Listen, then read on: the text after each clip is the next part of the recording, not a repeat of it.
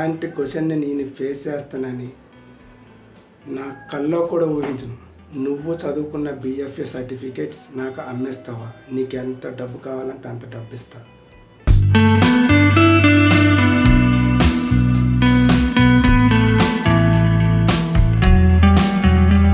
Hi friends, నా పేరు యోగేష్. మీరు చూస్తున్నారు YV థాట్స్. ఈరోజు ఈ వీడియో చేయడానికి గల మెయిన్ ఇంటెన్షన్ ఏంటంటే, లాస్ట్ టైం నేను ఒక వీడియో చేశాను కదా, on the special day of art day రోజు. ఆ వీడియో అప్లోడ్ చేసినప్పటి నుంచి నాకున్న 700 మంది సబ్స్క్రైబర్లలో దాన్ని మోర్ దెన్ 100 మెంబర్స్ చూశారండి. అందులో ఒక 5 మెంబర్స్ ఒక 5 క్వశ్చన్స్ని అడిగారు. ఆ 5 క్వశ్చన్స్కి ఆన్సర్స్ చేయడమే ఈ వీడియో యొక్క ముఖ్య ఉద్దేశం అండి. ఈ ఫస్ట్ క్వశ్చన్ అడిగింది ఎవరో కాదు, మా రిలేటివ్స్లోనే ఒక పర్సన్, ఒక పెద్ద ఆయన. ఈయన ఎలాగంటే, ఒక మనిషిని చూస్తూ ఒక మాదిరికి అంచనా వేస్తూ మనిషిని బాగా కిందకి తక్కువ చేస్తూ ఒక క్వశ్చన్ అడిగాడండి. అది ఎలా అడిగాడో చెప్పనా నాకు. కిందకి మీదకి ఇలా చూస్తూ, ఏరా నువ్వు BFA చేసావా? మీ నాయన చూస్తే తాగుబోతాడు, నీకు ఆ యూనివర్సిటీలో హైదరాబాద్లో చదివించేశాడా? మీ నాయనకి అంత సీన్ లేదే, హైదరాబాద్లో చదివించినంత సీన్ లేదే మీ నాయనకి. అది కూడా యూనివర్సిటీలో చదువుకున్నావు నువ్వా? నేను నమ్మనురా నువ్వు BFA చేసావంటే అని అన్నారు. ఆయన చెప్పిందంతా విన్నాక నాకు ఒక సినిమా డైలాగ్ గుర్తొచ్చిందండి. అదేంటంటే, నమ్మకరా అడుక్కు తిను అని అనాలనుకున్నానండి. కానీ ఇంతలోనే వాళ్ళ అమ్మాయి వచ్చి డాడీ మమ్మీ పిలుస్తుందని తీసుకుని వెళ్ళిపోయిందండి. బట్ ఆ రోజు కాదురా, ఈరోజు చెప్తున్నాను విను. Yes, I'm done with BFA in JNAFAU College of Fine Arts University that is there in Masab Tank, Hyderabad. I got a 19th rank in Telangana State for that university. I chose an applied art department. I was joined in 2011. I was passed out in 2015. Present, I am working as a graphic and visual designer and animator. Do you want to expect anything from me? ఇలా మీ అందరి ముందు attitude చూపించాలనేది నా main intention కాదండి.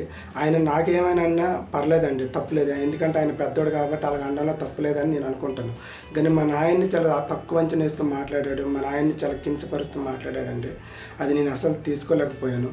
ఇంకొకసారి కనుక ఆయన ఇలాగే మాట్లాడితే, ఇలా ఇండైరెక్ట్గా వీడియోలో చెప్పనండి, ఈసారి డైరెక్ట్గా వెళ్ళి ఆయన ఇంటికి వెళ్ళి సమాధానం చెప్తా.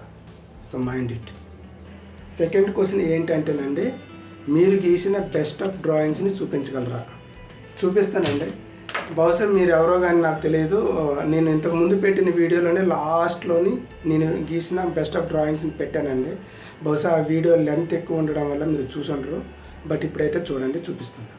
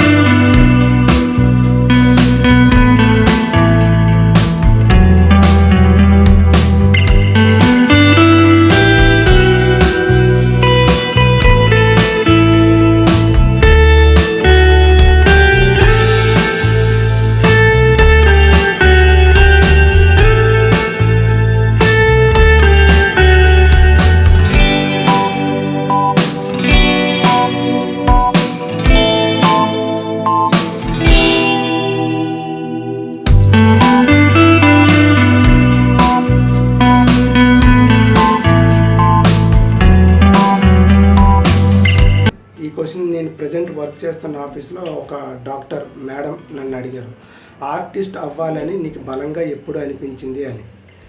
ఆవిడ ఆ క్వశ్చన్ అడిగేటప్పుడు నేను ఒక్కసారిగా 15 years బ్యాక్కి వెళ్ళిపోయానండి. ఎందుకంటే నాకు ఆర్టిస్ట్ అవ్వాలనే ఇంటెన్షన్ నాకు అప్పట్లోనే కలిగింది. ఎందుకంటే నేను 2003లో ఉండేటప్పుడు నవోదయకి సెలెక్ట్ అయ్యానండి. అక్కడేమో అంతా ఇంగ్లీష్ మీడియం, నాకేమో అసలు ఇంగ్లీష్ రాదు.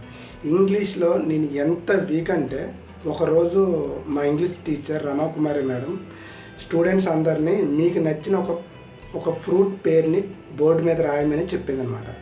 అప్పుడు నేను వెళ్ళి బోర్డు మీద ఏం రాసానో తెలుసా? నా పేరు రాశాను. అంటే అట్లీస్ట్ ఫ్రూట్ అంటే ఏంటో కూడా నాకు తెలియదు. సో ఎలాగో ఒకలాగా చదివాను, మెల్లిమెల్లిగా చదువుతున్నాను, వెళ్తున్నాను. అలా 7th క్లాస్కి వచ్చేటప్పుడు ఏమైందంటే, ఒకరోజు మా science teacher Shravan Kumar sir అని, ఆయన ఏమన్నారంటే, ఎవరైనా సరే బోర్డు మీద హ్యూమన్ హార్ట్ హార్ట్ని కట్ సెక్షన్ అది కనుక ఎవరైతే బోర్డు మీద చూడకుండా వేస్తారో వాళ్ళకి ఈ ఎగ్జామ్లో 5 మార్క్స్ నేను ఫ్రీగా ఇచ్చేస్తాను రా అని అన్నారు.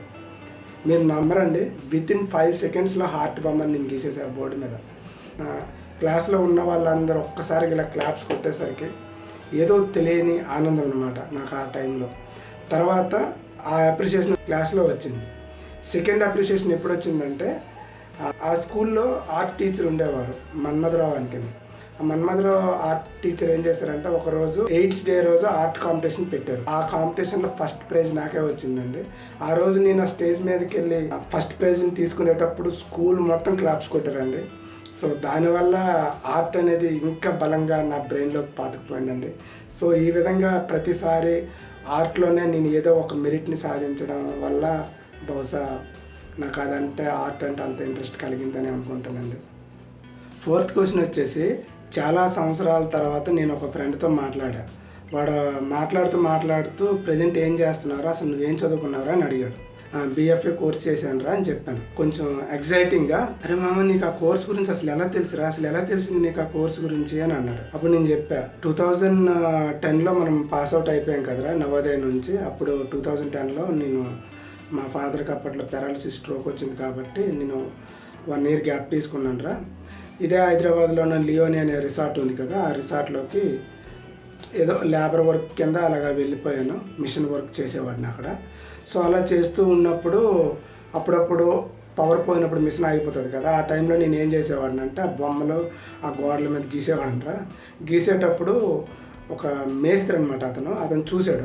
అతను ఏం పని చేస్తాడంటే ప్లంబర్ వర్క్ చేస్తాడు అనమాట. ఆయనది భీమవరం. ఆయన చూసి నన్ను పిలిచి, అక్కడ ఎందుకు బొమ్మలు గీస్తానో, నీకు బొమ్మలు గీయడం అంటే ఇష్టమా అని అన్నాడు. అవునన్నా నాకు ఇష్టము, కానీ ఏం చేద్దామని నేను అన్నా. అప్పుడు ఆయన ఏమన్నాడంటే, ఊరే నాకు ఒక తమ్ముడు ఉన్నాడు మెహదీపట్నంలో, హైదరాబాద్లో మెహదీపట్నంలో ఉంటాడు, వాడు ఆర్టిస్టు. తనేమో ఇప్పుడు ప్రజెంటు JNAFAU కాలేజ్లోన MFA చేస్తున్నాడు. MFA అంటే మాస్టర్ ఆఫ్ ఫైన్ ఆర్ట్స్. నీకు ఇంట్రెస్ట్ ఉంటే చెప్పు, నేను మా తమ్ముడితో మాట్లాడి నిన్ను వాడి దగ్గరికి పంపిస్తాను. ఇలా పని చేస్తూ బతకాలంటే నీ వల్ల కాదురా, మంచిగానే బొమ్మలు గీస్తాను, సో అక్కడికి వెళ్ళి నేర్చుకుంటే కొంచెం బాగుంటుంది అని అన్నాడు. సో ఇమీడియట్గా నేను ఆ అన్న మాట విన్నాను. నేను వెళ్ళాను అనమాట. వాళ్ళ తమ్ముడు ఎవరైతే ఉన్నారో ఆ అన్న పేరు రవికుమార్.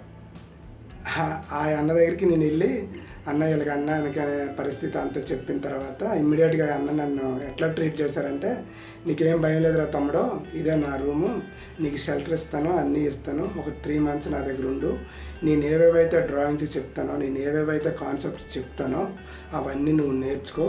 3 months తర్వాత ఒక BFA అని ఎంట్రన్స్ ఎగ్జామ్ ఉంటుంది, నువ్వు కనుక అందులో సెలెక్ట్ అయ్యావంటే నీ లైఫే మారిపోతారా అని చెప్పాడనమాట. సరే అన్నాను. కానీ ఆయన దగ్గర 3 నెలలు ఉండిపోయా. 3 months తర్వాత BFA ఎంట్రన్స్ ఎగ్జామ్ అనేది రానే వచ్చింది. ఆ అన్న చెప్పింది ప్రతిదీ నేను చేసేవాడిని కాబట్టి నాకు ఈజీగా దానిలో నాకు మంచి ర్యాంకే వచ్చింది. 19th ర్యాంక్ వచ్చింది. సో దానివల్ల నేను ఆ BFA అనే కోర్సులో ఆ కాలేజ్లో జాయిన్ అవ్వగలిగాను. అప్పుడే నాకు BFA అంటే ఏంటి, అసలు ఆర్ట్ అంటే ఏంటి, దీనివల్ల ఉపయోగాలు ఏంటి, బయటకు వెళ్తే దీని తాలూకు డిమాండ్ ఎలా ఉంటుంది, అన్ని ప్రతిదీ A to Z ఈ BFA అనే కోర్సు గురించి తెలుసుకున్నాను. లాస్ట్ క్వశ్చన్, ఇలాంటి క్వశ్చన్ని నేను ఫేస్ చేస్తానని నా కల్లో కూడా ఊహించను. నువ్వు చదువుకున్న BFA సర్టిఫికేట్స్ నాకు అమ్మేస్తావా, నీకు ఎంత డబ్బు కావాలంటే అంత డబ్బు ఇస్తా. ఏం మాట్లాడుతున్నావు బాస్? సర్టిఫికేట్స్ అమ్మడం అంటే నన్ను నేను అమ్ముకుపోవడమే. ఆ సర్టిఫికేట్స్ ఆ డిగ్రీ ఉండడం వల్లే ఈరోజు నేను నా ఫ్యామిలీని పోషించుకోగలుగుతున్నా, ఈ సమాజంలో ఒక గౌరవంగా బతుకుతున్నా. అసలు ఎలా అడిగావు బాస్ ఆ క్వశ్చన్? నీకు ఆన్సర్ చెప్తుంటే నాకు షివరింగ్ వస్తుంది. Unexpectable question boss. So this is the video friends. ఈ వీడియో కనుక మీకు నచ్చినట్లయితే, ఇన్ఫర్మేటివ్గా ఉంది అని అనిపిస్తే ప్లీజ్ లైక్ చేయండి, షేర్ చేయండి, సబ్స్క్రైబ్ చేసి మన ఛానల్ని ఫాలో అయిపోండి. Thank you. Have a nice day.